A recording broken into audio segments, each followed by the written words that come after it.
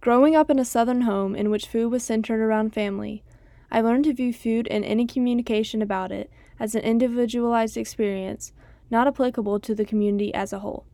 Food rhetoric and literacy was associated with dinner table discussions around holidays rather than as a polarizing and instrumental force that can incite change in how the nation approaches food production and use. My transformation as a communicator developed through my change in perspective of creating my communicative approaches and projects as active and powerful, so that my literary and creative work produced an impact, specifically towards decreasing food insecurity. My communication techniques, specifically within oral, visual, and electronic fields of multimodality, evolved as my understanding of the relationship between food and communication grew to encompass a more significant linguistic structure of community and purpose. The evolution of my perspective on the connection between communication and food began with the teachings of Willa Zinn, specifically her analysis of food's effects on society. Zinn began addressing that food enables us to transfer ideas, feelings, and information through verbal and nonverbal means, introducing food as a tool of communication rather than a sustenance for survival alone. The concept that food has an active, almost unifying kind of power seemed foreign to me. I began to learn how the pure view of food, ranging from production to memories, has the capability for impact throughout society. Zinn taught me to view food as a bridge between society and communication, as food expresses more than flavor and survival alone. The gift below demonstrates how my ignorance was shattered by Zinn's revelations, thoroughly shaking me to my core, while requesting a reevaluation of my individual beliefs regarding the influence of food in respect to communities as a whole. Reflecting on Zinn's teaching in relation to my individual experiences with food, my memories of praying around food during the holidays and having large meals at churches and gatherings demonstrate the social influence of growing up in a Southern Christian area. Where I am from contributes a lot to the expression of food as a religious tradition, communicating core Christian beliefs within meals. Furthermore, I imagine Zinn would characterize my experience with food, specifically associating food around the holidays, as an expression of Southern comfort and family, pertinent to my hometown community, encouraging values of family and tradition. Within my life, I realized food reflected my religious and traditional community within a larger scheme of food as an expression of Southern hospitality and family. I began to understand how my communication of food could influence how I viewed the world and created memories, beginning my comprehension of using effective communication to harness the beneficial power and influence of food within society. Building upon the arguments of Zinn, I realized the impact several authors of food literature could have in improving my communication skills and my understanding of the role food plays in everyday life. Eileen Schell and Jean Retzinger play a large part in connecting food as a pathway to creating a healthier consumer and a happier, healthier society. To explain, a main idea I grasped from the various sources of food literature was that a beneficial individual experience with food could reflect beneficially within society. This concept emphasized the idea of starting with building healthier consumers to create a healthier society. Schell illuminated, our human need for food means that we all have a stake in agriculture. So the relationship between an individual and where his or her food comes from is extremely significant. All relationships have origins, so as a consumer becomes more knowledgeable on his or her consumption, the relationship with food will begin to prosper. Retzinger then connects individual experiences with food as pathways to creating the stronger, healthier society as individuals share their experiences. Retzinger and Schell aided me in discovering the influence of my individual experiences and relationships with food that could have in making an impact to better my community towards healthier and happier food practices. Another teaching moment occurred through the instructions of Wendell Berry within his essay, What Are People For? Berry addresses how food plays an important role in community and communion, specifically identifying the threat of a growing disconnection between society and the earth/food. To explain, Berry condemns humanity for losing sight of their natural connection with the land from which they are sustained by. I realize I have fallen victim to the industrialization of food production and consumption as I eat because I need to survive. Berry demands that the land itself has departed, and that eating no longer serves a role of fulfilling the human purpose of attaining pleasure and fulfillment through a relationship with eating. I compared Barry's ideas with my own experiences of finding the most happiness in my memories of gathering and cooking with my family. My small knowledge of where that food came from and how I could use it brought me a sense of satisfaction and contentment.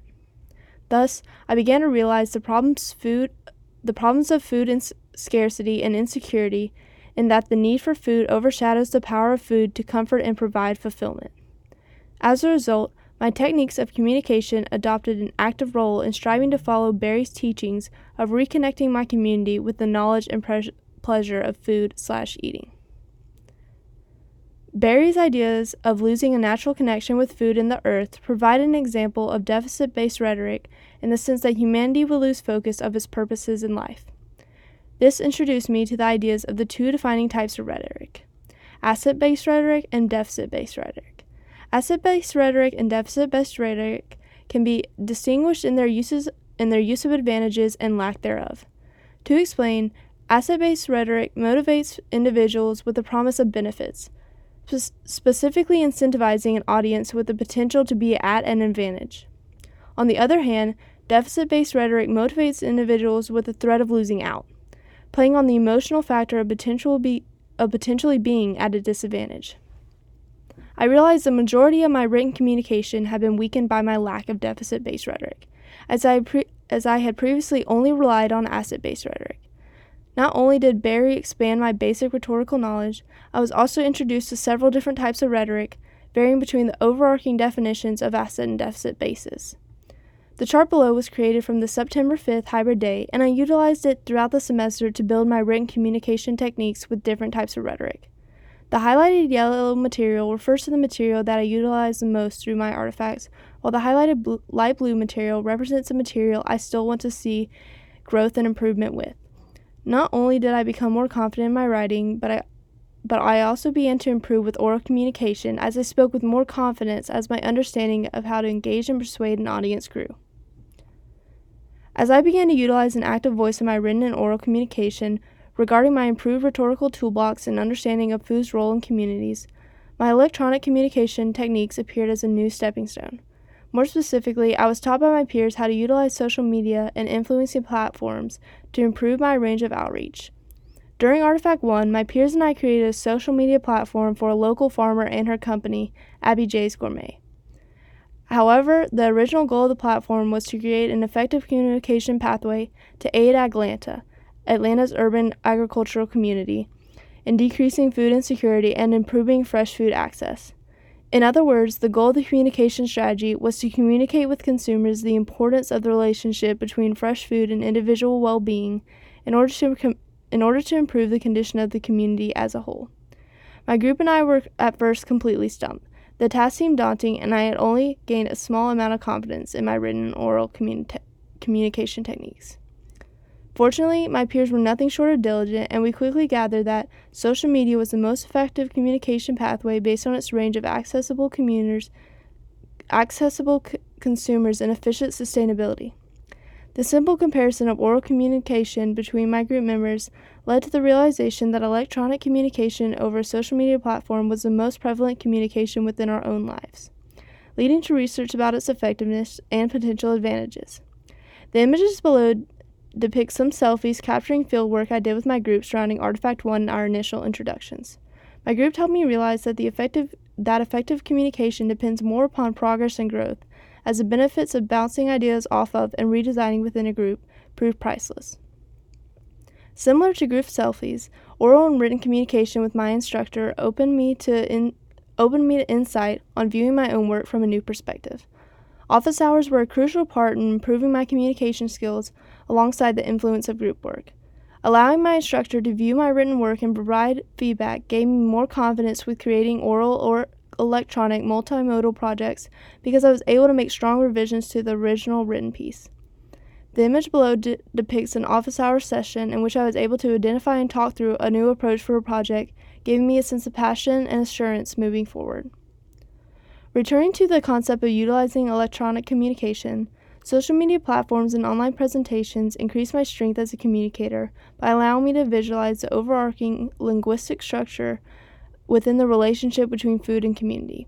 To clarify, I believe my most recent improvement as a as a communicator occurred by connecting the larger picture of food's impact on society, specifically through my growth in electronic communication. The creation of a literal video in Artifact 2 combined with our video series from Artifact 1 allowed me to realize the versatility and significance of YouTube, a form of electronic communication. The electronic platform allowed me to share 2 completely different projects, expanding on the amount of people I could reach and impact. The increase in my range of communication across YouTube allowed me to picture how all forms of communication are linked, creating a web of information within food literacy and studies. I became more confident in the information I was sharing because I realized it could have an actual, important impact through the reach of electronic communication. Continuing with the idea that effective communication requires purpose, the podcast created for Artifact 3 in the course addressed the impact 9/11 had on dieting in Americans. I ended up writing a 5-page research paper on the topic, discovering how a single event ricocheted across the American society's eating habits. Thus, individual experiences and single events impact individuals at any time and anywhere, building to community and national impacts and effects. I realized food and community is a web built from single moments of food literacy and interactions. So my role as a communicator was to excite the potential communal growth and development. Communication is not a formula. Rather, communication serves as a creative process in which specific emotions and rationalities within an audience can be attacked and exposed. I believe my improvement as a communicator has stemmed from connecting the relationship between food and community as constantly expanding, beginning with individual impacts that are reflected in the overall societal structure.